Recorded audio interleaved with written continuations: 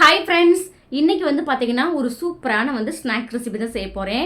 ஏன்னா நான் இருக்க ஊரில் பார்த்தீங்கன்னா நம்ம ஊரில் கிடைக்கிற மாதிரி முறுக்கு, சேவு, அதுக்கப்புறம் காரச்சேவு, ரிப்பன் பக்கோடா அதெல்லாம் வந்து கிடைக்கிறது ரொம்ப ரொம்ப கஷ்டம்.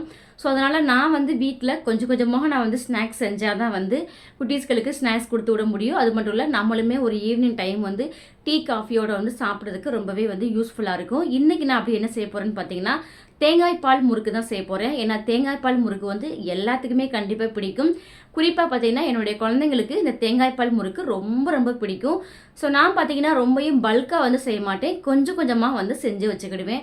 ஏன்னா எப்போதும் பார்த்தீங்கன்னா கொஞ்சம் ஃப்ரெஷ்ஷாக நீங்கள் செஞ்சு கொடுத்து பாருங்கள், ரொம்பவே ஆரோக்கியமாகவும் இருப்பாங்க. வாங்க ஃப்ரெண்ட்ஸ், இப்போ வந்து ரொம்ப ரொம்ப சூப்பரான நல்ல மொறுமொறுப்பான தேங்காய் பால் முறுக்கு எப்படி செய்யலாம்னு சொல்லிட்டு பார்க்கலாமா? நம்ம சேனலை நீங்கள் ஃபஸ்ட் டைம் பார்க்குறீங்கன்னா நம்ம ஜேஜே ஃபேமிலி சேனலை சப்ஸ்கிரைப் பண்ணிவிட்டு பெல்லைக்கான கிளிக் பண்ணிவிட்டு ஆள்னு கொடுத்துக்கோங்க. இப்போ வாங்க ஃப்ரெண்ட்ஸ், வீடியோக்குள்ளே போகலாம். ஃபஸ்ட்டு ஒரு கடாயில் 1 கப்பு வந்து உளுந்து சேர்த்துக்கிட்டேன். நல்லா லோ ஃப்ளேமில் வச்சு நல்லா பொறுமையாக வந்து வறுத்துக்கோங்க. உளுந்தம்பருப்பு கலர் மாறக்கூடாது. கலர் மாறிடுச்சுன்னா நம்மளுக்கு தேங்காய் பால் முறுக்கு நம்மளுக்கு வெள்ளையாக வந்து இருக்காது. இப்போ பாருங்கள், நீங்கள் கை வச்சு பார்த்தீங்கன்னா நல்லா வந்து சூடு பொறுக்கிற அளவுக்கு வந்து வறுத்துக்கோங்க.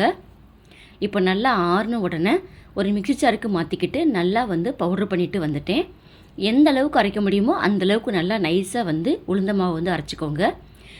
சல்லடையில் சேர்த்துட்டு நல்லா சலிச்சு எடுத்துக்கிட்டேன். சலிக்காமல் சேர்த்துடாதீங்க, நம்மளுக்கு எண்ணெயில் போட்ட உடனே வெடிக்க வந்து வாய்ப்பு இருக்குது. எப்போது பார்த்திங்கன்னா உளுந்து மாவு தான் நம்மளுக்கு வந்து மெஷர்மெண்ட்டு கரெக்டாக இருக்கும். 1 கப்பு வந்து உளுந்து மாவு, 4 கப்பு வந்து அரிசி மாவு சரியாக இருக்கும். அரிசி மாவு பார்த்திங்கன்னா நல்லா நைஸாக இருக்கிற மாவாக பார்த்து சேர்த்துக்கோங்க, அப்போ தான் நம்மளுக்கு முறுக்கு நல்லா சூப்பராக இருக்கும். இப்போ நான் வந்து ஒரு அகலமான வந்து ஒரு பாத்திரத்துக்கு நான் வந்து மாற்றிக்கிட்டேன். நம்மளுக்கு மாவு பிசையறதுக்கு ரொம்பவே ஈஸியாக இருக்கும், அதுக்காகத்தான். இப்போ இது கூட 2 ஸ்பூன் நான் வந்து பட்ரு வந்து சேர்த்துக்கிட்டேன். கண்டிப்பாக வந்து பட்ரு வந்து சேர்த்துக்கோங்க. பட்டரை பார்த்திங்கன்னா இந்த மாதிரி சேர்க்கலாம், இல்லை அப்படின்னா லைட்டாக வந்து ஹீட் பண்ணிவிட்டு சேர்த்துக்கோங்க. நல்ல முறுக்கு நம்மளுக்கு நல்லா முறுமுறுப்பாக இருக்கும். பட்ரு பார்த்திங்கன்னா அதிகமாக சேர்க்கக்கூடாது, இந்த அளவுக்கு சேர்த்தாலே போதும், கரெக்டாக இருக்கும். இப்போ இது கூட 1 ஸ்பூன் வந்து கருப்பு எள்ளு சேர்த்துக்கிட்டேன்.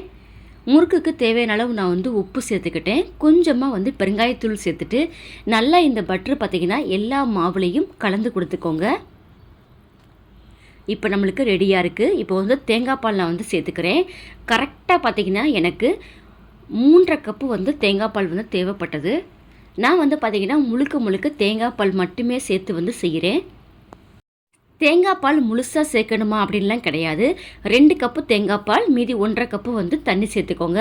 சில மாவு பொறுத்து தண்ணி வந்து கொஞ்சம் கூட குறைய வந்து தேவைப்படும். ஸோ அதனால் பார்த்து சேர்த்துக்கோங்க. எனக்கு கரெக்டாக பார்த்திங்கன்னா 3.5 கப்பு வந்து தேங்காய் பால் சரியாக இருந்தது.